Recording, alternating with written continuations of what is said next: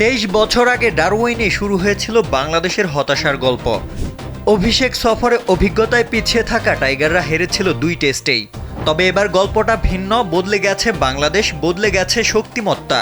সেই ডারউইনে নতুন ইতিহাস লেখার স্বপ্ন নিয়ে পা রেখেছে নাজমুল হোসেন শান্তর দল।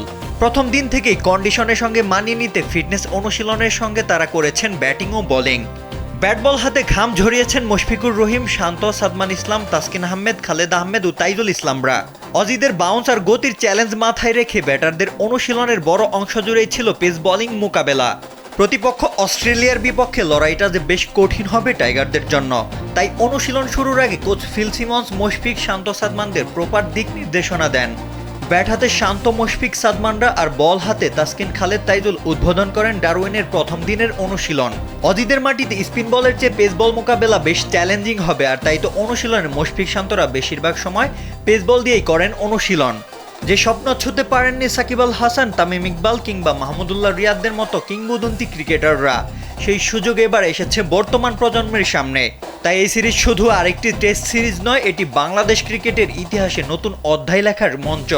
অন্যদিকে বাউন্স ও গতির কন্ডিশন মাথায় রেখে নিজেকে প্রস্তুত করছেন পেসার তাসকিন আহমেদ। স্পিন বিভাগে আস্থা হয়ে উঠতে তাইজুল ডারউইনের অনুশীলনে করেছেন টেকনিক্যাল বোলিং।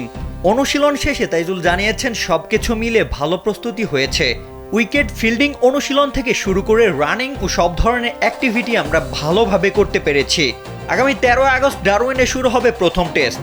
23 বছর আগে পরাজয়ের স্মৃতি বদলে এবার টাইগাররা কি গৌরবের ইতিহাস লিখতে পারবে? রৌশন মনির, কালবেলা।